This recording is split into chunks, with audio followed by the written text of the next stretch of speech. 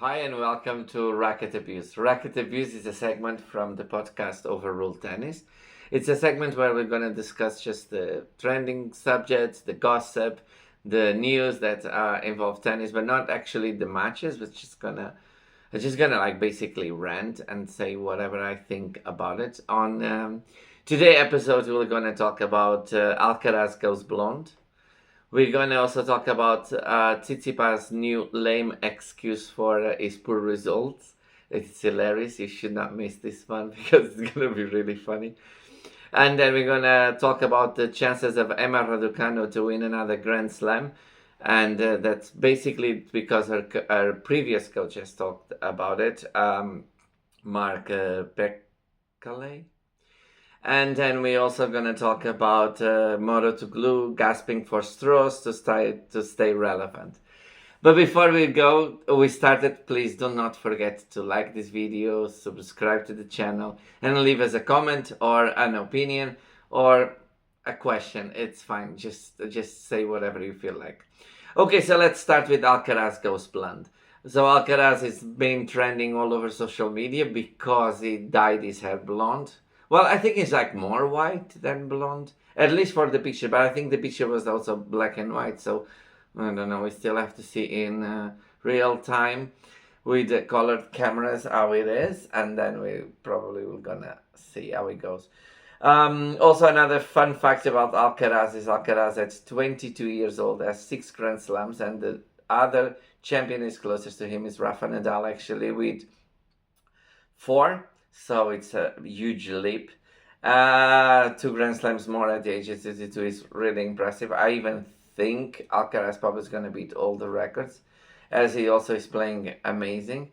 And because he's playing amazing and he does some changes on his game, he starts to be compared to Federer. But Fedi and Novi only have 1 Grand Slam at the age of 22. Everyone knows that Federer was a little late bloomer in terms of tennis, or compared to, like, let's say, Nadal or even later knew it. So, but still, then what he did was impressive. And this comparison to Federer, comparing Alcaraz to Federer, is actually based on the fact that the new slice backhand, which is a short backhand landing on no man's land and pushing his opponent forward and then leave him on a precarious position. That is also something that most people who play tennis should think about. Most time people like try to hit too hard or too deep, but sometimes create this discomfort on the opponent is a good idea. But I also think it works a lot for Carlos, because Carlos is quite fast. So he'll get the ball for the passing shot in case the opponent comes forward, or he will be able to hit to his opponent back if the opponent decides to go back. About his hair, I'm just waiting to see how it looks in real life in a match, but I don't think it's gonna last long because let's not forget that there was this American player, actually Taylor Fritz, that he also dyed his hair blonde at some point, even this year, and then he went back to the normal color because he said it's so hard to maintain because it starts to get like a yellowish, greenish color. So he was like having trouble. So I think probably Alcaraz will face the same problem. And there you go. A lot of respect for the women who keep blonde hair even when they're not blonde. And they probably know how hard it is. Because these dudes, when they try one time, eventually they get panicked about how much it takes to actually take care of the hair. So congrats for all the women. Yeah, we know women are amazing multitasking, and this is clearly a point. Let's see how long Alcaraz blonde hair will last. On the next one, so Tsitsipas now finally found the reason that he's doing so poorly this year and also at Grand Slams. So finally, he looked deep inside himself. He met with his team. They went through everything. And they find the reason. And the reason is social media. It's because he spends too much time on social media. So for all of you that at home that thought, oh, it takes too many toilet breaks, that is not actually probably not a toilet break. It's his cravings for going to Instagram or see how many comments he got on that day. And that's why mid-match he has to exit when he loses the set. It's everyone thought, oh, it's a toilet break, it's trying to disrupt. No, actually it's not. I have to give to Tsitsipas, I think, is because is withdrawing from not be able to see a like or a comment. So he really is desperate. He just needs to go to the internet mid-match. So we have to be very compassionate and understanding. So it's nothing about his skill. It's all about because his mind is on likes, comments, and yeah.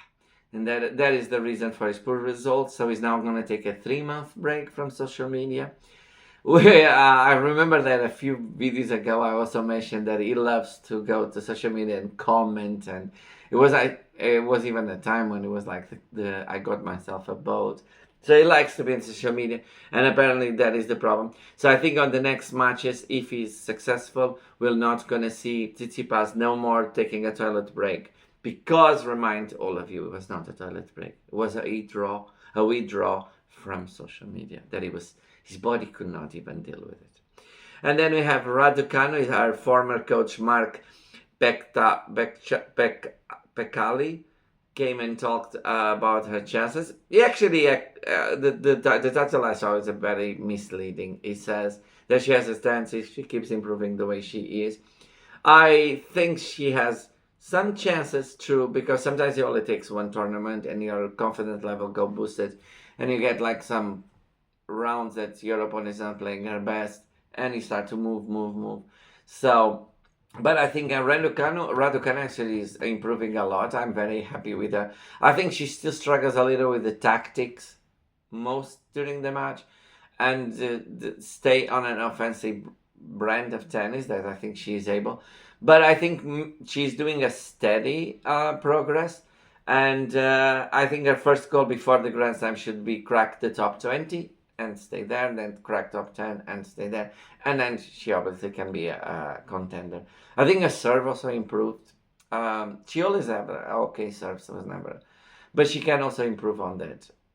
And on top of that, like, she's so stunning. Like, the way the outfits look on her is like unreal. It reminds me a lot of Anna Kournikova, because like their body proportions are like so nice to look at. So the clothing like really fits her perfectly, like Anna was the same.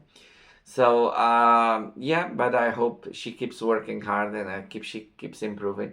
I think also she had a tough time after winning the first Grand Slam, not just the pressure of it, but the amount of money was thrown at her from like big labels, couture labels, and fashion, and then it was this and that, and she was then getting so much money that at the beginning it's hard, because like even for all of us it will be a little hard. So you have like, oh, I have to play this match and do well, but I can get like 2 million a year, and probably I don't feel like I have the chance to win the Grand Slam, which pays the same.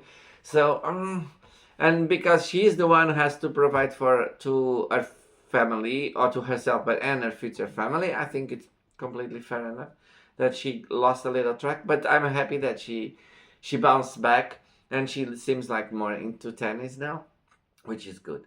And then we go to the last subject, which my favorite coach, Bonatoglu, is grasping for straws. And he decided to be talking about why Anasimova backhand is so much more powerful. I think first of all, it's hilarious to see anytime Bonatoglu talks, because he's always like ex-coach of. So before it was the ex-coach of Serena. And we know they had a longer partnership, but I think that Serena was at a point that I don't think he had much input, except that not cost her, but hindered her chances to get that Grand Slam. We know that he also worked with Simona Halep, which apparently is never mentioned on those titles, which I find interesting. So I think what I mean to say is I have my suspicions that probably is the one telling to use the name of the player he wants, because we know what he did to Simona Halep when he gave her a substance that was illegal, or a contaminated substance that had something illegal inside. So you rarely see or never see Halep. You see like Serena, ex-former coach, or now you see Naomi Osaka, former coach. Why? Because what he wants to do is, like, Osaka had an amazing run on the US Open. He's high on the talks. Everyone thinks that she's probably going to do a comeback. She's probably going to win one more Grand Slam. So it's the name he wants to now attach himself to.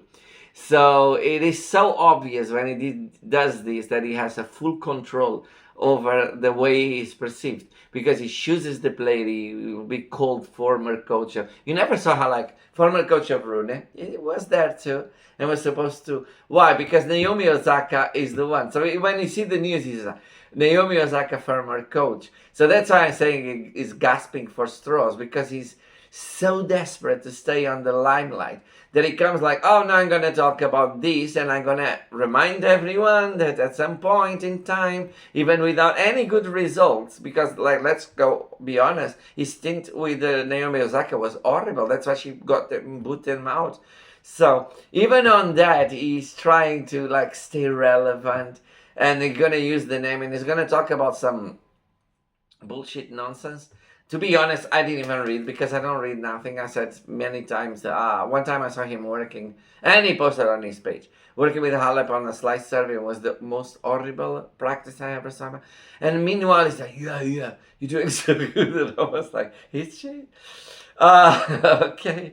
So, yeah, so basically I don't listen much what he says. I used to actually like him as a coach, but I don't know. Then I think sometimes social media is a good thing, because you got to see the people work and you were like, what is he doing? And then clearly you don't see the results, because you never see the results with Alep, and we never saw the results with Osaka, or even with Rune. So it's like, and then you understand why, because you see the videos. And yeah, that's my opinion about him. So I think that's all for today for Racket Abuse. I will try to do it like at least 2-3 times a week, these videos. But if you have anything you want me to talk about, please don't leave us in the comments some suggestion or opinion or whatever you want to say. And also do not forget to like the video, share with your friends. Don't forget to hit the subscription bell and subscribe to the channel. It will help me a lot. And I hope to see you next time.